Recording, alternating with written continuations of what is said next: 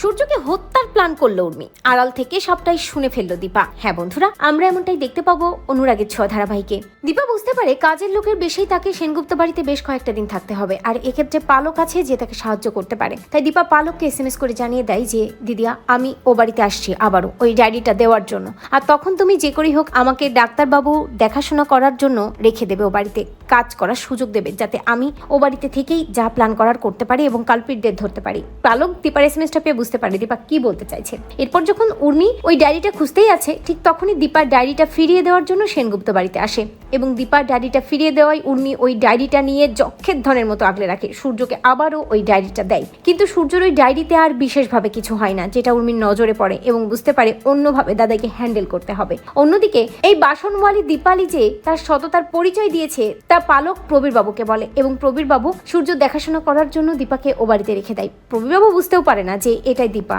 প্রবীর বাবু ভেবে নেয় এটা বাসনওয়ালি, যার নাম দীপালি। দীপা কাজে থেকে যায় এবং দীপা রান্নাঘরে কাজ করতে থাকে, আর ঠিক তখনই উর্মি রান্নাঘরে রান্না করতে থাকে আর উর্মিকে ফোন করে কুন্তলা। কুন্তলা উর্মিকে বলে সূর্যকে সময় মতো ওষুধটা আর ওই ডায়েরিটা দেওয়ার কথা, কিন্তু উর্মি বলতে থাকে যে শুনুন, ওই ডায়েরিতে এখন আর বিশেষভাবে কোনো কাজ হচ্ছে না। ডায়েরিটা আমি দাদার হাতে দিচ্ছি ঠিকই, কিন্তু দাদাই তো কিছুই হচ্ছে না, আমাদেরকে অন্যভাবে প্ল্যান করতে হবে। ফোনের উপাস থেকে কুন্তলা বলে যে প্রয়োজনে এবার সূর্যকে সরিয়ে দিতে হবে, পৃথিবী থেকে বিদায় করে দিতে হবে, আর সেটা তোমাকেই করতে হবে। উর্মি কুন্তলাকে বলে কি বলছেন আপনি? এসবের মধ্যে আমি নেই, তাদেরকে পৃথিবী থেকে সরিয়ে দেবো মানে? শুনি চমকে যায় দীপা এবং দীপা বুঝতে পারে যে উর্মি আর কুন্তলা হাত মিলিয়ে এই সব কিছু করছে। তো বন্ধুরা, তোমরা এটাই চাও তো যে এভাবেই যেন উর্মি আর কুন্তলার সব প্ল্যান দীপা ধরে ফেলে? কমেন্ট করে জানাতে ভুলো না।